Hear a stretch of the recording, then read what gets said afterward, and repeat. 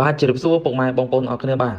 រដូវភ្លៀងគឺបានបដោះហើយបាទសម្រាប់បងប្អូននៅទីក្រុងឬក៏នៅកន្លែងផ្សេងៗដែលមានតម្រូវការបូមទឹកជន់ដែលលិចចូលក្នុងផ្ទះឬក៏ឃ្លាំងផ្សេងៗឬក៏កន្លែងផ្សេងទៀត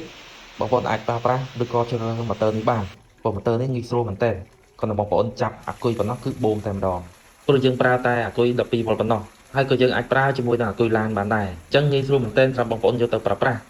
ចឹងល្បឿនទឹកនៃការបូមរបស់គេហ្នឹងប្រហែលជាពី100ទៅ250លីត្រក្នុង1នាទីអញ្ចឹងលឿនណាបងប្អូនបាទលឿនណាអញ្ចឹងបានរហូតដល់250លីត្រអីណោះក្នុង1នាទីអញ្ចឹងកម្ពស់របស់គេហ្នឹងគឺអាចបូមប្រហែលជា5ទៅ6ម៉ែត្រ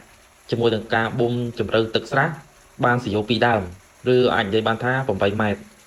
ហើយចំពោះការរុញចម្ងាយវិញគឺរុញបានរហូតដល់100ម៉ែត្រអីណោះបាទម៉ូទ័រនេះយើងមានកម្លាំង250វ៉ាត់អញ្ចឹងមិនថាបងប្អូនយកទៅទីណានៅកន្លែងណាទេងាយស្រួលចល័តព្រោះវារាងតូចល្អិតទូចល្មមសម្រាប់បងប្អូនអញ្ចឹងបើសិនជាបងប្អូនមានម៉ូតូក៏បងប្អូនអាចដាក់នឹងគ្រប់ម៉ូតូក៏បានដែរចាប់តែអាគុយម៉ូតូក៏បូមបានដែរបាទចំពោះសំបកម៉ូទ័រនេះជាប្រភេទអាលុយមីញ៉ូមឬក៏យើងហៅថាអ៊ីណុកដែលធន់នឹងការច្រេះអញ្ចឹងបើសិនជាបងប្អូនមានចំណាប់អារម្មណ៍សាកសួរព័ត៌មានសូមបងប្អូនតាក់ទងតាមលេខទូរស័ព្ទឬក៏ link Telegram បាទសូមអរគុណ